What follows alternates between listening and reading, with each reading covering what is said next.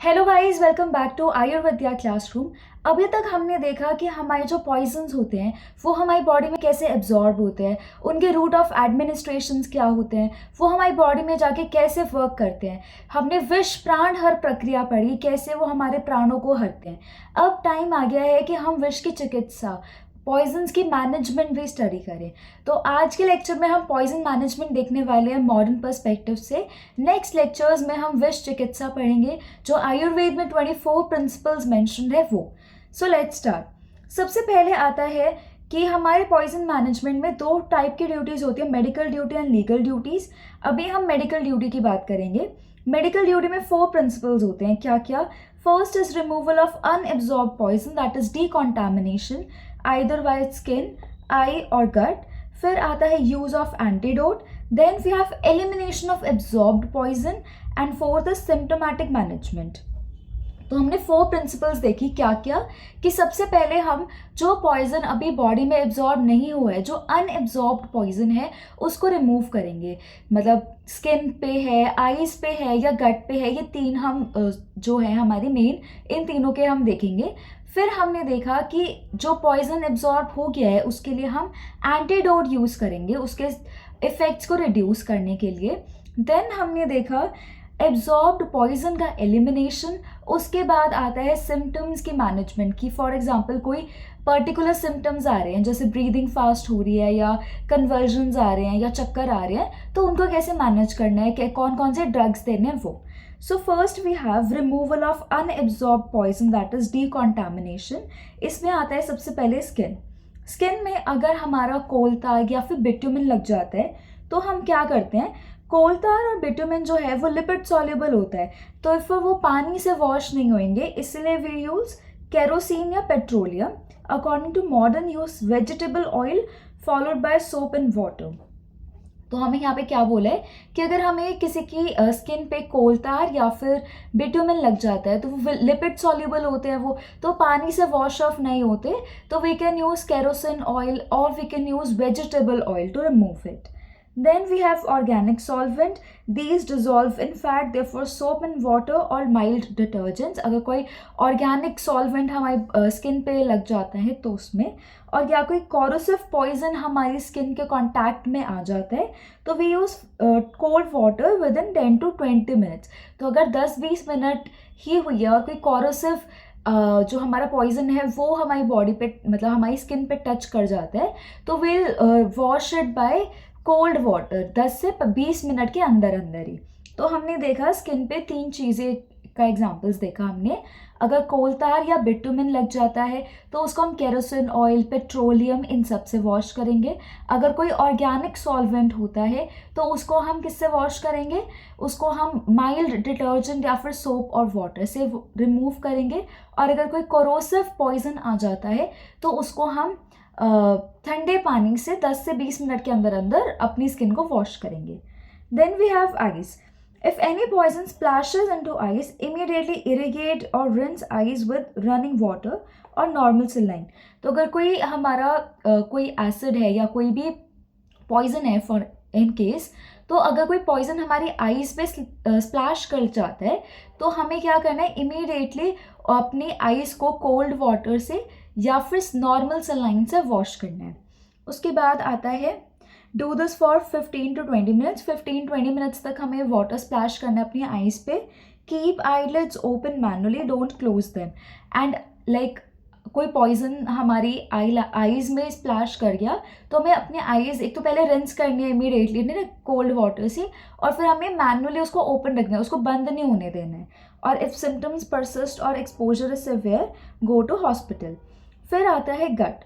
गट में हमारे क्या क्या प्रोसीजर्स होते हैं, या तो इंड्यूस्ड एमिसिस है कि मतलब हम वॉमिटिंग इंड्यूस कराते हैं ना, वॉमिटिंग होएगी तो गट में जितना भी पॉइजन गया है वो बाहर आ जाएगा। या फिर होता है हमारा स्टमक वॉश, जिसको हम गैस्ट्रिक लीवेज बोलते हैं। फिर आता है activated charcoal, then catharsis and then whole bowel irrigation. इन सभी प्रिंसिपल्स, इन सभी प्रोसीजर्स को हम इन डिटेल पढ़ेंगे।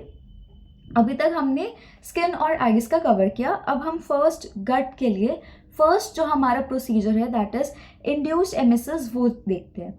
Induced emesis according to more vomiting can cause more peristalsis movement, therefore more absorption of poison, therefore avoid it. तो वैसे तो हम ऐसा मतलब अगर लॉजिक लगाते हैं कि अगर हमारे स्टमक में कोई पॉइजन गया है and if we are inducing emesis, that is if we are inducing vomiting, तो वॉमिटिंग से वो सारा पॉइजन बाहर आ जाएगा. लेकिन आज के टाइम पे ऐसा बोलते हैं कि अगर वॉमिटिंग हम इंड्यूस कराएंगे तो उससे ना और ज़्यादा पेरिस्टाल्सिस मूवमेंट होएगी, और ज़्यादा मूवमेंट होएगी तो उसकी एब्जॉर्प्शन और ज़्यादा इंक्रीज हो जाएगी.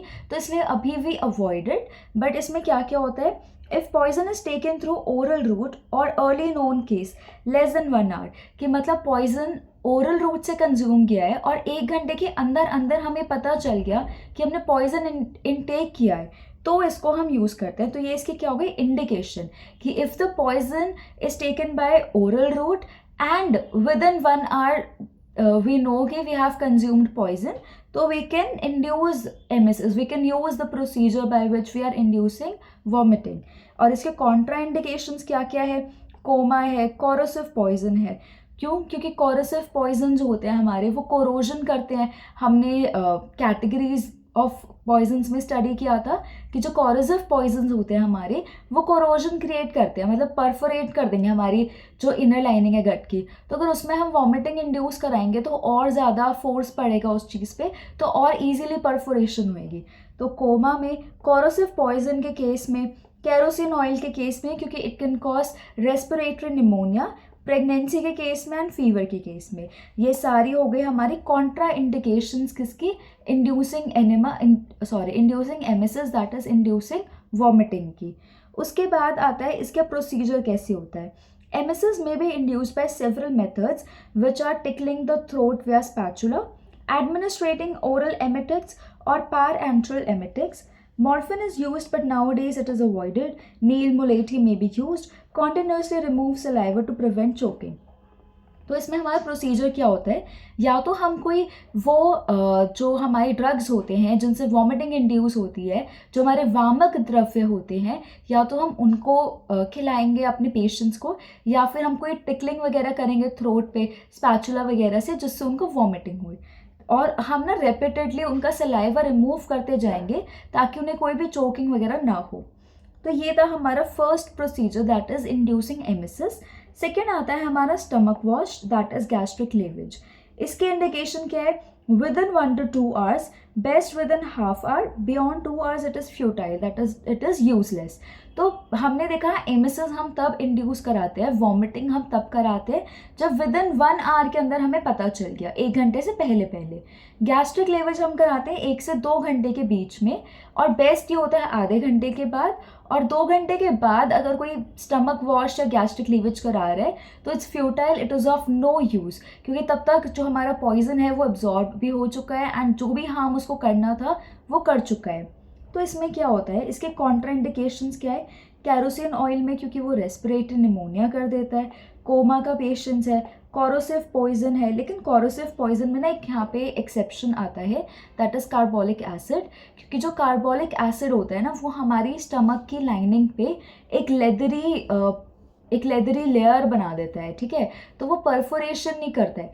मतलब हमारे कोरोसिव जितने भी पॉइजन्स होते हैं generally they cause perforation of the stomach lining, but जो हमारा कार्बोलिक एसिड होता है वो परफोरेशन नहीं करता है, in fact it forms a leathery layer. तो उस केस में हम स्टमक वॉश करा सकते हैं. फिर आता है कन्वर्जन्स के केस में, अगर झटके आ रहे तो हम ये नहीं कराएंगे stomach wash. Avoidant corrosive poison except in the case of carbolic acid as I just told you. उसके बाद इसका प्रोसीजर है फिल सी. तो इसमें 2 इंस्ट्रूमेंट्स होते हैं, एक होता है ओरोगैस्ट्रिक, एक होता है नेजोगैस्ट्रिक. ओरोगैस्ट्रिक मतलब हम जो हमारी गैस्ट्रिक ट्यूब होती है हमारी, जिससे हम स्टमक वॉश कराएंगे, वो हम हमारी माउथ से, हमारी ओरल कैविटी से हम डाल रहे हैं. और नेजोगैस्ट्रिक में है जब हम उसको नोज़ के थ्रू इंसर्ट कर रहे हैं. इसके एग्जांपल्स हो गए एवॉल्स ट्यूब, बोआस ट्यूब, और नेजोगैस्ट्रिक में हो गई Ryle's tube 16 to 18 French number. तो ये हमारे अलग अलग ट्यूब्स के नेम्स होते हैं ऑन द बेसिस ऑफ कि हम कहाँ से उसको इंसर्ट कर रहे हैं बॉडी में. माउथ से कर रहे हैं तो वो ओरोगैस्ट्रिक हो गया, नोज से कर रहे हैं तो वो नेजोगैस्ट्रिक हो गया. देन आता है पोजीशन ऑफ पेशेंट की किस पोजीशन में हम इस प्रोसीजर को करते हैं. या तो पेशेंट अपने लेफ्ट साइड ले करता है, या फिर वो सुपाइन पोजीशन में है, हेड एक्सटेंडेड बैक। देन आता है ट्यूब में बी इंसर्टेड और pass by asking the patient to swallow gently, like we are inserting the tube, if we are inserting it by oral cavity, that is if we are using orogastric tube, then we'll ask the patient to swallow it slowly. Then we pass the tube down further into the esophagus till the mark is 50 centimeter. तो जो हमारी gastric tube होती है, जो हमारी ओरोगैस्ट्रिक tubes होती है, उनमें ना 50 सेंटीमीटर का मार्क होता है, तो उस मार्क तक हमें उसको इंसर्ट करना होता है ईसोफेगस में. Fix the mouth gag so that teeth do not bite the tube. And जो माउथ गैग होता है वो हम फिक्स कर देते हैं, क्योंकि पेन होएगा, थोड़ा बहुत अनकंफर्टेबल होता है. ऑब्वियसली कोई ट्यूब जा रही है आपके माउथ के थ्रू, तो पेन और थोड़ा अनकंफर्टेबल फील होएगा, तो पेशेंट उसको ट्यूब को अपने टीथ से बाइट करके उस ट्यूब को ख़राब ना कर दे, उस ट्यूब को थोड़ा सा वो ना कर दे, ख़राब ना कर दे, इसीलिए उस पर हम माउथ गैग लगा देते हैं उसके माउथ पे. और ये हमारी ट्यूब होती है इस शेप की. ऊपर ऐसे फनल होता है, यहाँ पे नीचे हमारी ट्यूब होती है, जिसके नीचे जो गैस्ट्रिक एंड होता है वहाँ पे ओपनिंग्स होती है, ताकि हमारा जो पॉइजन होता है उसको हम लेके आ जाए. एंड देन ये होता है हमारा, यहाँ पे सक्शन पंप होता है. और इसके ना एंड पे जो गैस्ट्रिक एंड होता है वहाँ पे थोड़ा सा लोकल एनेस्थेटिक इफेक्ट देने के लिए हम लिग्नोकेन और ग्लिसरीन जेली यूज़ करते हैं. उसके बाद आता है कन्फर्मेशन, कि हमने ट्यूब को इंसर्ट कर दिया, लेकिन हमें ये कैसे कंफर्म होएगा कि हमारी जो ट्यूब है वो स्टमक में ही गई है. वो लंग्स में भी तो जा सकते हैं, वो कहीं भी जा सकती है. तो अगर हम उसको हमने उसको स्टमक में इंसर्ट किया, ठीक है, अगर हम उसमें कोई वो डाल रहे हैं, मतलब हम उसमें एयर ब्लो कर रहे हैं, और हम उसको स्टेथोस्कोप से ऑस्कल्टेट करते हैं, लाइक स्टमक पे हम स्टेथोस्कोप लगा के उसको आवाज़ सुनते हैं, तो अगर हमें जो हमने एयर ब्लो की है उसकी आवाज़ आ रही है स्टमक से, दैट मीन्स वो ट्यूब स्टमक में ही है. और दूसरा एक टेस्ट होता है कि हम जो हमारा फनल है उसको पानी में रख देते हैं, और अगर जो बबल्स हैं वो शांत हो जाते हैं 1 सेकेंड में, मतलब बबल्स नहीं फॉर्म होते हैं, तो इसका मतलब वो गैस्ट्रिक में ही है, मतलब वो स्टमक में ही है. लेकिन अगर बबल्स आते हैं उसमें, इसका मतलब वो हमारे रेस्पिरेटरी ट्रैक्ट में है, तो हमें उसको वापस निकालना पड़ेगा. तो ये हो गया हमारा कन्फर्मेशन. फिर आता है हम लेवेज फ्लूइड डालते हैं, लेकिन एक टाइम पे सिर्फ हम 250 ml ही डालते हैं. Then we have stop lavaging when the fluid siphoned out, जो फ्लूइड हम बाहर निकाल रहे हैं that is clear and odourless. जब तक वो क्लियर नहीं आता और उसमें से कोई स्मेल, मतलब अभी तक कोई स्मेल नहीं है, तब तक उसको हम बार बार स्टमक वॉश करते रहेंगे. तो हमने क्या देखा स्टमक वॉश में क्या होता है. सबसे पहले तो इसके इंडिकेशन कब हमें कराना चाहिए. तो स्टमक वॉश हमें तब कराना चाहिए जब हमें पता चल गया कि हमने पॉइज़न जो है वो 1 या 2 घंटे पहले कंज्यूम किया है.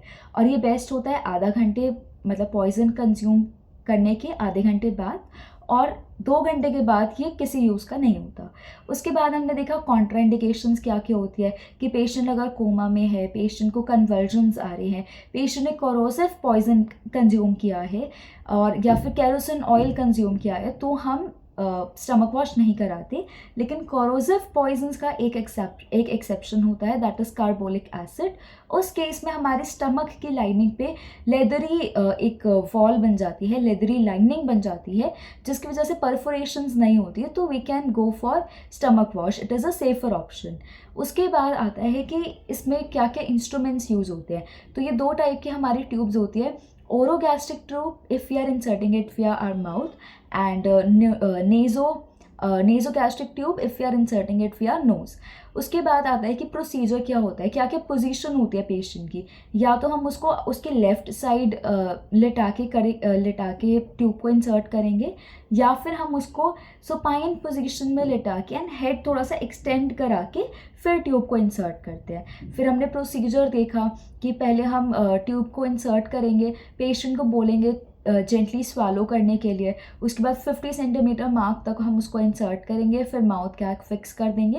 एंड कंफर्म करने के लिए कि हमारी ट्यूब स्टमक में ही गई है, either will blow in the tube और ऑस्कल्टेट करेंगे फिर उसको स्टमक पे, या फिर हम क्या करेंगे, उसको फनल को हम किसी लिक्विड में, किसी वाटर के कंटेनर में रखेंगे, और अगर उसमें से बबल्स रेपिडेडली फॉर्म हो रहे हैं, दैट मीन्स वो रेस्पिरेटरी ट्रैक्ट में. तो ये हो गया हमारा स्टमक वॉश का प्रोसीजर क्या होता है.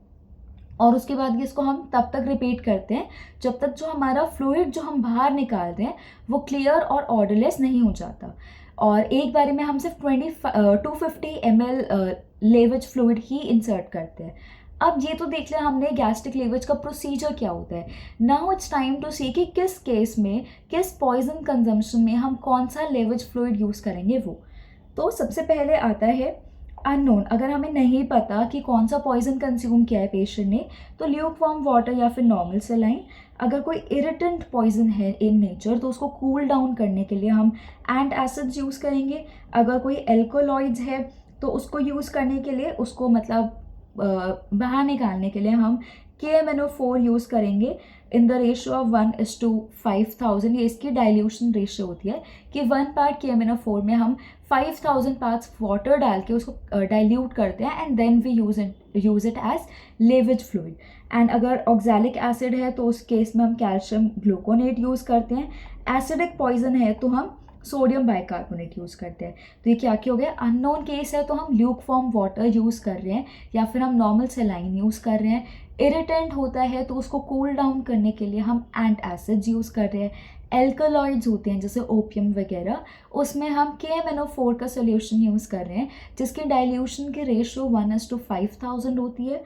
Then we have oxalic acid के केस में हम कैल्शियम ग्लूकोनेट यूज़ करते हैं, और एसिडिक पॉइजन के केस में हम alkali that is base use करेंगे, और इसका एग्जांपल हो गया सोडियम बाइकार्बोनेट। तो ये हमारा second procedure that is stomach wash complete हो गया। तो गट में हमने 2 प्रोसीजर्स कंप्लीट कर लिए, that is inducing emesis, that is inducing vomiting, and second हो गया स्टमक वॉश जिसको हम गैस्ट्रिक लीवेज बोलते हैं।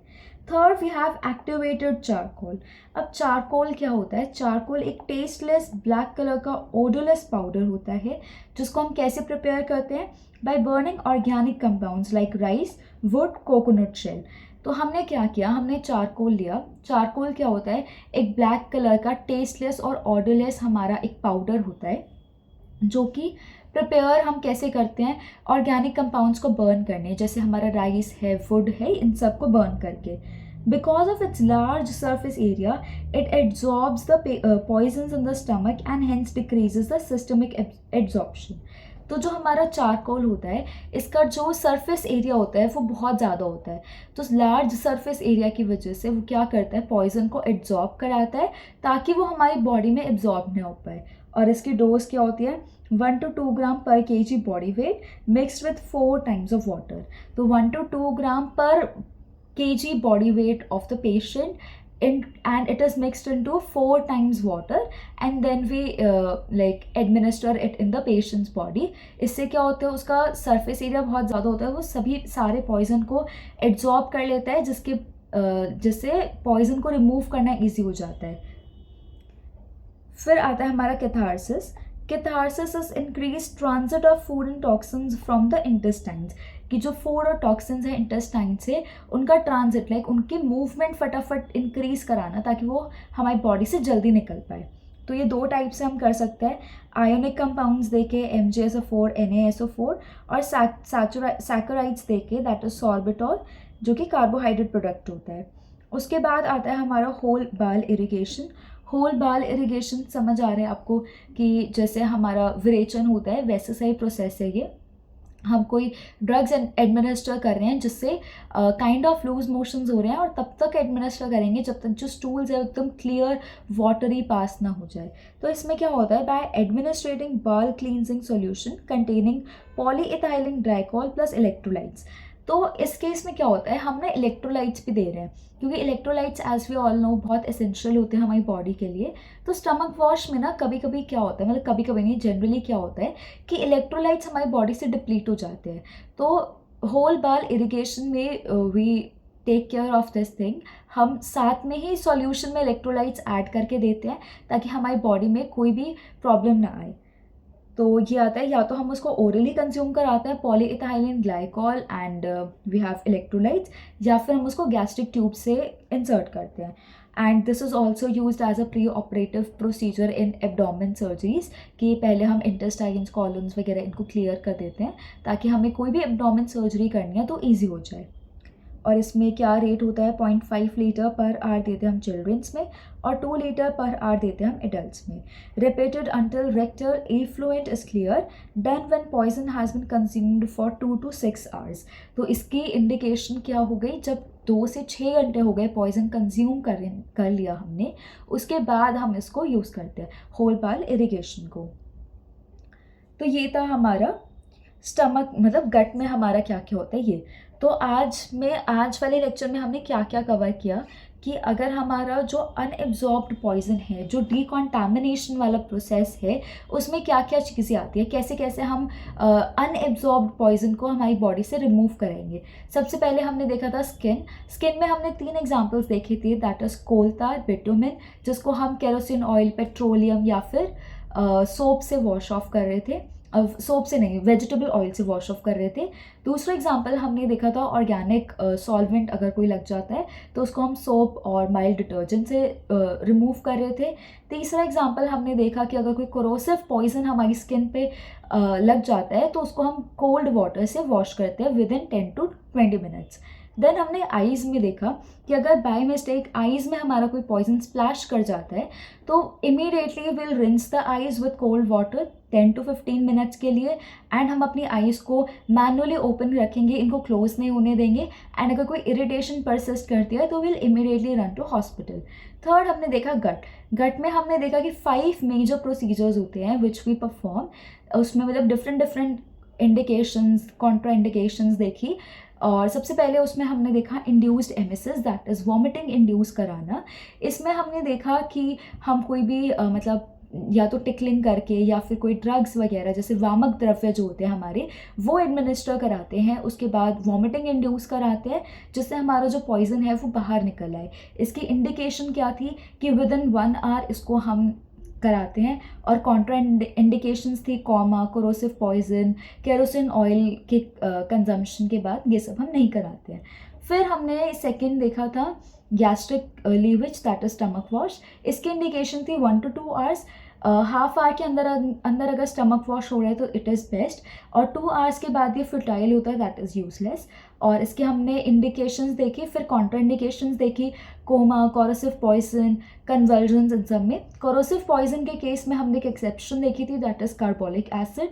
उसके बाद हमने इसके प्रोसीजर में हमने देखा था कि 2 टाइप की ट्यूब्स होती है, orogastric tube and nasogastric tube. फिर हमने देखा था कि जो पेशेंट है उसकी पोजीशन लेफ़्ट साइड वो लाई करता है, या फिर हम उसको सुपाइन पोजीशन में लाई कराते हैं एंड उसका हेड जो है वो बैकवर्ड्स टिल्टेड होता है।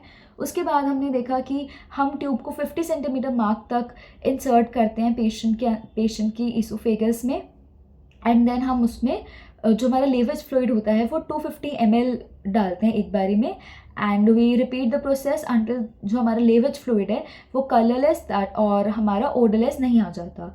और इसमें हमने अलग अलग टाइप्स के लेवेज फ्लूइड देखे थे। इसमें मतलब हमने देखा था कि अननोन है तो हम नॉर्मल सलाइन देते हैं या फिर ल्यूकवार्म वाटर देते हैं। इरिटेंट है तो उसको कूल डाउन करने के लिए हम एंटासिड्स देते हैं। एल्कोलॉइड्स है तो हम ऑक्सीडाइजिंग एजेंट देते हैं KMnO4, और ऑक्सैलिक एसिड है तो उसके लिए कैल्शियम ग्लूकोनेट देते हैं, और एसिडिक पॉइजन है तो उसको न्यूट्रलाइज करने के लिए हम कोई बेस एल्कली देते हैं, दैट इज सोडियम बाइकार्बोनेट। फिर थर्ड हमने देखा एक्टिवेटेड चारकोल। एक्टिवेटेड चारकोल में होता है कि हम एक टेस्टलेस और ब्लैक कलर का एक ओडरलेस पाउडर बनाते हैं, और इसको हम कैसे बनाते हैं, ऑर्गेनिक सब्सटेंसेस को बर्न करके, जैसे राइस हो गया, कोकोनट शेल हो गया, ये सब। और ये कैसे वर्क करता है, ये एड्जॉर्प्शन इसकी बहुत ज़्यादा होती है, एड्जॉर्प्शन प्रोसेस के थ्रू ये पॉइजन को एड्जॉर्ब करता है अपने पास, और उससे हमारा जो पॉइजन है बॉडी से निकल जाता है। फिर फोर्थ हमने कैथारसिस देखा, जिसमें हम ट्रांजिट टाइम, दैट इज़ जो फूड और टॉक्सिन्स हैं इंटेस्टाइन से उनको फ्लश आउट करते हैं, और वो टाइम जो है वो इंक्रीज़ हो जाता है, मतलब मूवमेंट उनकी इंक्रीज़ हो जाती है। वो mg हमने क्या क्या एग्जांपल्स देखे थे उसमें, MgSO4, NaSO4 और सैचुराइड्स हमारी, ये सब। उसके बाद हमने होल बाल इरिगेशन देखी।